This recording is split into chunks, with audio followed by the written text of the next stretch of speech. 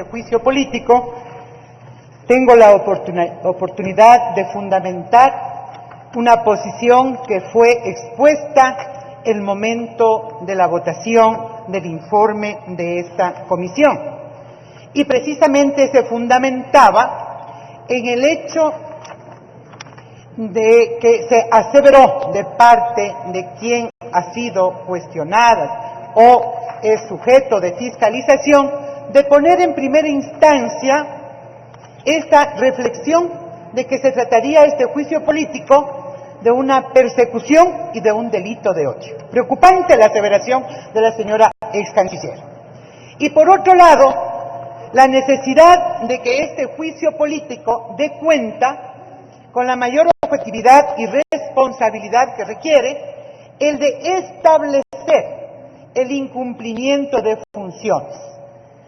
Esto me parece tarea fundamental y central de una Asamblea Nacional, porque lo otro, señor presidente y colegas asambleístas, da cuenta precisamente de dar respuesta a este supuesto de que la fiscalización es persecución y es delito político, y es delito de odio. Eso es precisamente lo que no se debería hacer y esa ha sido mi intención en esta intervención.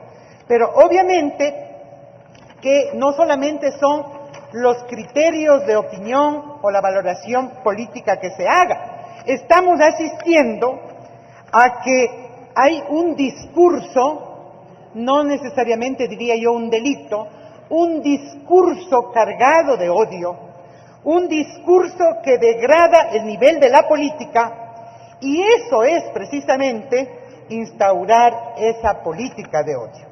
Realmente son necesarios, digo yo, y les pregunto a ustedes y a los ecuatorianos, esos descalificativos para mostrar disconformidad o desacuerdo con las diferencias que son naturales y consustanciales a este Consejo, a este espacio legislativo de diversidad plural. Yo creo que, señor presidente, debemos hacer un esfuerzo para que precisamente estos discursos, adornados precisamente de una violencia política, violencia psicológica que genera y que puede generar delitos, hay que realmente reaccionar. Hay que, señor presidente, demandar la mayor cordura para entender que la política por ahí no va. No va porque nos llevará a enfrentamientos y a confrontaciones inútiles. Por eso, señor presidente, yo tengo la intención más bien de retomar lo que los señores asambleístas en el ámbito de su competencia, de interpelantes, de fiscalizadores, han expuesto como antecedentes frente a este proceso de juicio político, refiriéndome al artículo 131 de la Constitución en relación a los casos de la situación de los ciudadanos ecuatorianos residentes en Venezuela, el manejo del conflicto de seguridad en la frontera con Colombia y las irregularidades en el proceso de naturalización del caso Julián Assange. Y precisamente voy a retomar la tercera de estas causales para evidenciar de que la acusación, compañeros asambleístas, que hacen precisamente los interpelantes es en contra de la ex canciller es precisamente otorgar la nacionalidad a un prófugo de la justicia y posteriormente gestionar su designación como funcionario público. 2. Conceder el asilo político a Julián Assange, quien perdió su calidad de asilado al haber sido naturalizado ecuatoriano y que podría entenderse como delito de fraude a la ley. El mayor interés y la mayor conclusión que debería tener esta Asamblea para adoptar un voto debería ser el reconocer si a través de estos hechos denunciados se configura el incumplimiento de funciones de la ex canciller. Esa es entonces la respuesta con la cual hemos actuado algunos de los integrantes de esta comisión para decir precisamente que otorgar la nacionalidad a un prófugo de la justicia es una valoración política que la respetamos y que es preciso de que al amparo de la Constitución, los instrumentos internacionales y la ley, se demuestre realmente que la capacidad que tienen los Estados de conceder asilo, de calificar la naturaleza del delito, los motivos de persecución cuando una persona se encuentra en peligro de ser privado de la vida, es una situación de soberanía de los gobiernos. Por lo tanto, aquí no se trata de indicar con una valoración política de que se dio asilo a un prófugo de la justicia. Toda vez que el propio asambleísta Cucalón ya señaló claramente, la ex canciller no fue quien otorgó el asilo. Pero está por demás indicar que es soberanía de los estados el aceptar o no aceptar la figura del asilo.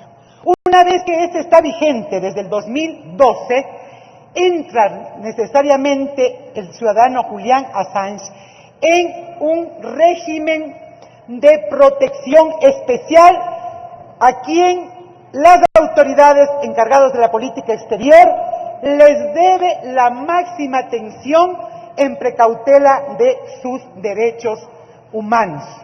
Y fundamentalmente hay el otro tema que también está pendiente responder, es que si el proceso de naturalización de este asilado, de este ciudadano que fue beneficiado con el asilo, realmente perdió su condición de asilado el momento en que se procedió a la naturalización. Esos son los elementos entonces, señoras y señores asambleístas, que dan cuenta de verificar si la señora ex canciller cumplió o no cumplió la ley. ¿Qué dice el informe de la Comisión de Fiscalización respecto de este tema y que fue el motivo de mi observación?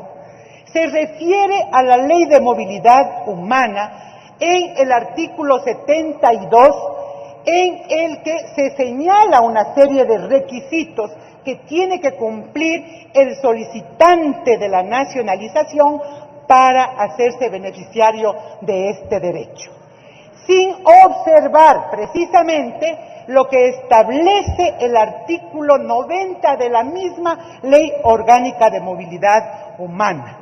Porque para que la gente que nos escuche nos entienda, no se puede calificar de irregular un proceso de nacionalización cuando le piden establecer una estadía permanente de 3 años en el país, cuando todo el mundo conoce que 6 años estaba asilado en la Embajada del Reino Unido. ¿Cómo poder entonces asegurar el cumplimiento de este requisito en el territorio ecuatoriano físicamente? Pero ahí entra, señor presidente, precisamente lo que esta asamblea sí debería deliberar como algo sustancial. ¿Acaso las sedes diplomáticas, según el derecho internacional clásico, no resguardan también ese carácter de soberanía territorial? Para nosotros y para muchos entiendo que sí. Por lo tanto, se está relevando las irregularidades, entre comillas, a temas que son totalmente solventados por la propia Ley de Movilidad Humana, por nuestra Constitución y por los instrumentos internacionales. Y 2 elementos más sobre el proceso de naturalización. Se ha dicho precisamente de que esta no cumplía el requisito de haber obtenido o de haber presentado primero un documento de identificación. El documento de identificación del solicitante es su pasaporte, que estuvo expirado, claro. ¿Cómo no va a estar expirado si hasta 6 años asilado, impedido de ir a renovar en su propio país?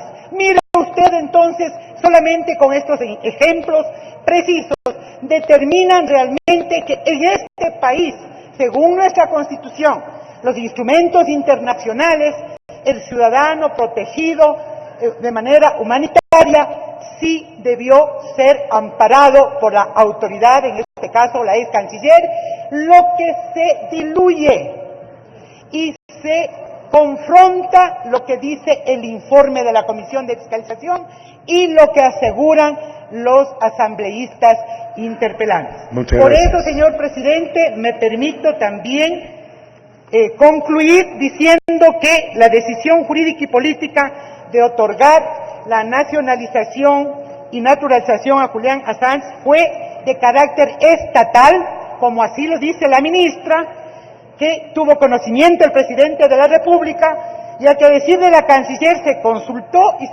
y se contó con la anuencia del presidente. La naturalización es un procedimiento reglado por la ley, los instrumentos internacionales, la Constitución, y en conclusión, esta causal, la exministra de Relaciones Exteriores cumplió sus funciones conforme lo establece la Constitución y la ley. Razón esta para pedir realmente el apoyo respecto de rechazar una censura, porque equivaldría precisamente a decir no más a discursos y políticos de odio en la política ecuatoriana. Muchas gracias, presidente. Muchas gracias a usted, legislador Salgado. Tiene la palabra el asambleísta Raúl Tello. Era la intervención del asambleísta por